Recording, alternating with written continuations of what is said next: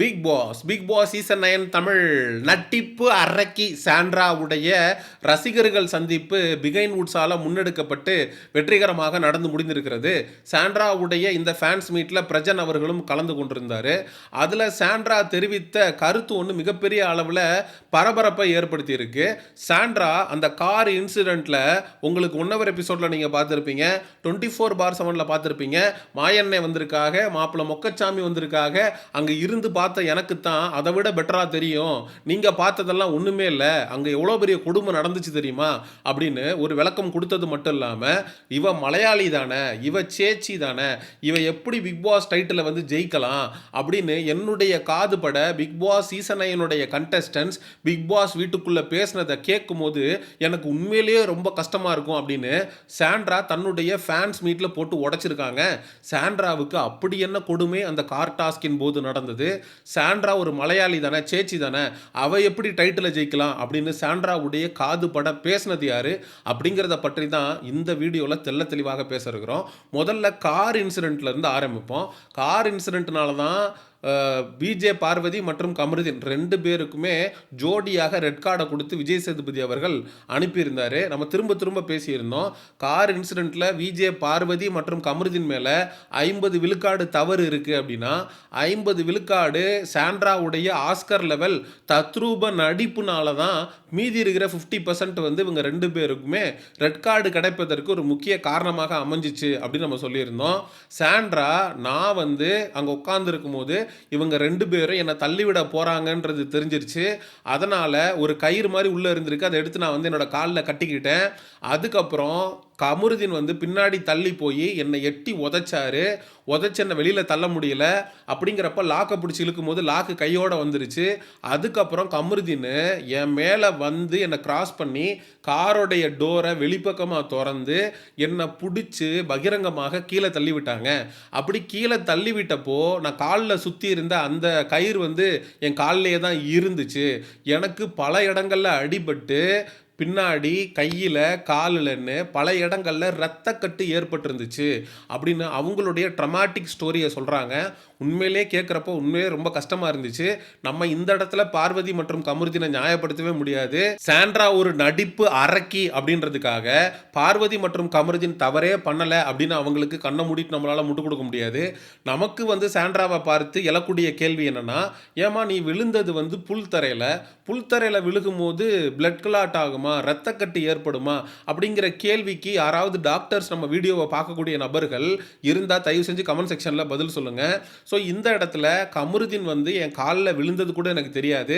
ஏன்னா கமருதீன் கிட்ட வரும்போதே நான் வந்து திரும்பிக்கிட்டேன். அதனால் என்ன நடந்துச்சுன்றது எனக்கு தெரியாது. என்னோட ஏவி பார்க்கும்போது தான் கமருதீன் வந்து என் காலில் விழுந்தாரு அப்படின்றதே எனக்கு தெரியும் அப்படின்னு சாண்ட்ரா அவங்க தரப்பு நியாயத்தை பல இடங்களில் சொல்லியிருக்காங்க. நம்ம ஏன் காலில் விழுந்து இவங்க நடிக்கிறதுக்கான வாய்ப்பு இருக்குது, ஃபிக்ஸ் வந்துச்சுன்றாங்க, பேனிக் அட்டாக்னாங்க, இது எல்லாமே ஒன்றுக்கு பின் முரண்பாடாக இருக்குது. சாண்ட்ரா நடிப்பதற்கான அதிகபட்சமான வாய்ப்புகள் இருக்குது நம்ம ஏன் சொல்லியிருந்தோம் அப்படின்னா, கமருதீன் வந்து ஆஃப் பாயில் போட்டு சாப்பிட்லான்னு கிச்சன் ஏரியாவுக்குள்ளே போய் கிச்சன் ஏரியாவில் நின்றுட்டு இருந்தவனை பார்த்து இவங்க கத்த ஆரம்பிச்சிருவாங்க. என்னடா உள்ளே வந்து ஏதோ ஒரு பொன் கதற சத்தம் கேட்குதே அப்படின்னு கமருதீன் வந்து பெட்ரூமை நோக்கி நகர்ந்து வருவான். அப்படி நகர்ந்து வரும்போது கமருதீனை பார்த்து ஏதோ கொலகாரன் வந்து நம்மளை கத்தி எடுத்துட்டு குத்தி கொல்ல வர்றான் அப்படின்ற அளவுக்கு சாண்ட்ரா தத்ரூபமாக ஒரு நடிப்பை நடிச்சிருப்பாங்க. அதுக்கப்புறம் பார்வதி கிச்சன் ஏரியாவில் உலாத்திக்கிட்டு இருப்பா. அவளை அங்கே பார்த்துட்டு பெட்ரூம் கண்ணாடி வழியாக சாண்ட்ரா வந்து குடுகுடுன்னு ஓடி போய் பாத்ரூம்குள்ளே ஒளிஞ்சிருவாங்க. பாத்ரூம்குள்ளே ஒளிஞ்ச சாண்ட்ராவை வெளியில் கூட்டிகிட்டு வரும்போது சின்ன பிள்ளை வந்து ஸ்கூலுக்கு போகிறப்போ நான் போகமாட்டேன் அப்படின்னு சொல்லிட்டு வருவோம்ல, அது மாதிரி அவங்க பண்ண பெர்ஃபார்மன்ஸு இதெல்லாமே நடிப்பு மாதிரியே இருக்குது. இது வந்து உண்மையான சாண்ட்ரா கிடையாது அப்படின்னு சொல்லி வெளியே இருக்கக்கூடிய நிறைய பேர் சாண்ட்ராவுக்கு எதிராக தங்களுடைய விமர்சனங்களை வைக்க ஆரம்பித்தாங்க. இந்த கார் விஷயத்தில் சாண்ட்ராவை பார்வதி மற்றும் கமருதீன் 2 பேரும் தள்ளிவிட்டதும் தப்பு. அவங்க 2 பேரையும் பார்த்து சாண்ட்ரா பொறுக்கி பாரு காமருதீனும் பேசுனதும் தப்பு. கமருதீன் பதிலுக்கு அந்த காமத்தை வச்சு தானே 2 குழந்தை பெற்றுக்கிட்ட அப்படின்னு சொன்னது தப்பு. சாண்ட்ராவை எத்தி கீழே தள்ளினது தப்பு. சாண்ட்ரா இவங்க 2 பேருக்கு ரெட் கார்டை வாங்கி கொடுக்கணும் அப்படின்னு தத்ரூபமாக ஆஸ்கர் நடிப்பு பண்ணதும் தப்பு. இது மாதிரி அவங்க 3 பேர் மேலேயுமே ஈக்குவலாக தவறு இருக்குது அப்படிங்கிறதுலாம் நமக்கு எந்த விதமான மாற்று கருத்தும் இல்லை. நமக்கு இங்கே இருக்கக்கூடிய மிகப்பெரிய பிரச்சனையே என்னென்னா, காலம் காலமாக மலையாளிகள் பிக் பாஸ் மாதிரியான பிளாட்ஃபார்முக்குள்ளே வந்து பயங்கரமாக ஷைன் ஆகியிருக்காங்க. சீசன் 8ல் கூட அன்ஷிதா வந்திருந்தாங்க. சீசன் 1ல் கூட மக்கள் மிகப்பெரிய அளவில் தூக்கி வச்சு கொண்டாடின ஓவியா கூட ஒரு மலையாளி தான். ஆனால் இவங்க மலையாளியாக இருக்காங்கன்ற ஒரே காரணத்துக்காக இவ வந்து ட்ரோஃபி ஜெயிக்கக்கூடாது, இவ சேச்சி தானே, இவ மலையாளி தானே, இவ எப்படி ட்ரோஃபியை ஜெயிக்கிறா அப்படின்னு நாங்கள் பார்க்குறோம் அப்படின்னு பிக் பாஸ் சீசன் 9 கண்டஸ்டன்ஸே பேசியிருக்காங்க அப்படின்னு நமக்கு தெரிய வரும்போது அது உண்மையோ பொய்யோ சாண்ட்ரா சொல்கிறாங்க. அப்படி ஒரு விஷயம் நடந்திருந்தா நமக்கு அது டெலகாஸ்ட் ஆகிருக்கணும் இல்லையா? இதே பார்வதி, சரி பார்வதிக்கும் கமருதீனுக்கும் சாண்ட்ராவுக்கும் பிரச்சனை, பார்வதி வந்து மலையாளி அப்படின்னு சாண்ட்ராவை யோசிச்சிருந்தாங்க அப்படின்னா கனியும் சாண்ட்ராவும் ஹாட் சீட்டில் உட்காந்துருக்கும் போது ஒரு கேள்வி கேட்கப்படும் எல்லாருக்கிட்டையுமே, யார் வேணும் யார் வேணான்னு. அதுக்கு விஜே பார்வதி சாண்ட்ரா வேண்டும் கனி வேண்டாம் அப்படின்னு சொல்லியிருப்பாங்க. அதே மாதிரி அந்த வீக் வந்து கனி தான் எவிக்ட் ஆகி பிக் பாஸ் விட்டு வெளியில் போயிருப்பாங்க. அப்போது சாண்ட்ரா வேண்டும் உள்ளே இருக்கணும் அப்படின்னு பார்வதி நினச்சிருக்கா. அவள் வந்து மலையாளி சேச்சி, இவ டைட்டில் ஜெயிக்கக்கூடாதுன்னு சொல்கிறதுக்கு வாய்ப்பு இல்லை.